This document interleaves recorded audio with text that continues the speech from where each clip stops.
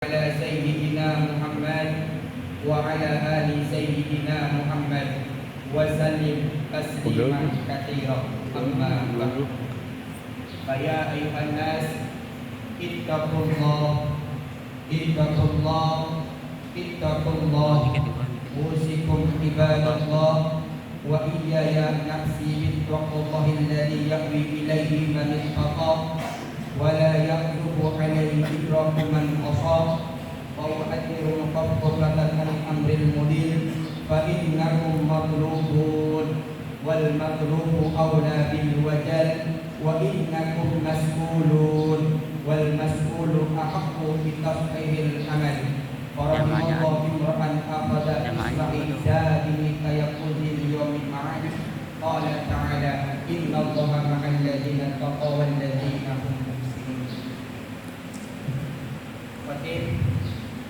Ad-Dhaif wal Baqi ila maghfiratillah berwasiat khususnya kepada diri khatib pribadi dan umumnya kepada jamaah Jumat sekalian agar senantiasa meningkatkan kadar kualitas dan kuantitas ketakwaan kita kepada Allah Subhanahu wa taala.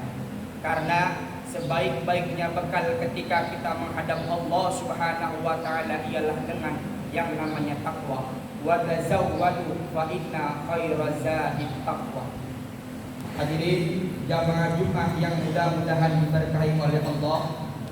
Dalam Al-Qur'an surat At-Thaha Allah Subhanahu wa taala berfirman, kata Allah, wa man a'rada an dzikri fa inna lahu ma'isyatan dhanka wa nahsyuruhu yaumal qiyamati a'ma. Dan barang siapa orang-orang yang berpaling dari peringatanku, maka akan aku berikan satu jalan yang sempit dan aku akan bangkitkan orang tersebut dalam keadaan buta. Dari ayat di atas kita bisa mengambil kesimpulan bahwasanya yang namanya orang-orang yang berpaling dari peringatan Allah, peringatan hal di sini berarti Al-Quran. Jadi orang-orang yang berpaling dari Al-Quran, maka akan Allah berikan satu jalan yang sempit dan Allah akan bangkitkan mereka semua dalam keadaan yang buta. Dalam Al-Quran Allah Subhanahu wa taala memerintahkan manusia untuk berbuat salat, wa aqimus salat, tapi banyak dari umat muslim yang enggan untuk mendirikan salat. Dalam Al-Quran Allah Subhanahu wa taala memerintahkan kita untuk yang namanya berzakat, wa atuz zakat, tapi banyak dari umat muslim yang enggan untuk membayar zakat. Dalam Al-Quran Allah Subhanahu wa taala memerintahkan kita untuk yang namanya berpuasa, kutiba alaikumusiyam, tapi banyak dari umat muslim yang enggan untuk berpuasa. Dalam Al-Quran Allah Subhanahu wa taala memerintahkan kita untuk yang namanya menjalankan syariat Islam, tapi banyak dari umat muslim yang tidak menjalankan syariat Islam.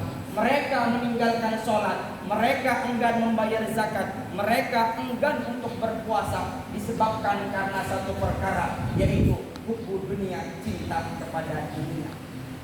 Sebagaimana Sayyidul Habib Abdullah bin Ali bin Muhammad Al-Haddad dalam kitabnya Risalatul Mudaqarah Ma'al Ikhwan Al-Muhibbin min Ahlil Khair wa Din, itu kata beliau ada 4 perkara yang menjadikan kita cinta kepada dunia. Yang pertama al-jahlu, kebodohan. Yang kedua dhaful iman, lemahnya iman. Yang ketiga tulul amal, panjangnya angan-angan. Yang keempat akhdul harami wasyubuhat, memakan perkara-perkara yang haram dan syubhat. Dan bahkan dalam syairnya Sayyidul Habib Abdullah bin Ali bin Muhammad Al-Haddad berkata, wadih dunia daniyah, dan bermula dunia itu hina, hawadithuha katsirah, peristiwanya banyak, wa aishuha hakirah, dan kehidupannya sangat hina, wa muddatuha qasirah, dan waktunya sangat pendek. Tafakar fi fanaha, berfikirlah engkau wahai manusia di dalam fananya dunia. Fatuba, maka beruntung. Tuba, kemudian beruntung liman minha tahadar, bagi orang-orang yang berhati-hati dengan dunia. Dan dunia diibaratkan oleh Rasulullah sebagai pokok dari setiap kehancuran. Ad-dunya ra'su kulli khati'atin, dan dunia pun dilaknat oleh Allah. Ad-dunya mal'unatun wa mal'unun fiha illa dzikrullahi wa alimun wa muta'alim. Jadi yang namanya dunia itu adalah pokok dari setiap yang namanya kerusakan, pokok dari setiap yang namanya kesalahan. Oleh karena itu, kita sebagai seorang muslim, apalagi sebagai seorang santri yang hidup di zaman milenial, wajib memanage pemikiran kita tentang yang namanya dunia dan akhirat. Dunia penting, akhirat pun penting, tapi akhirat memiliki porsi yang jauh lebih penting.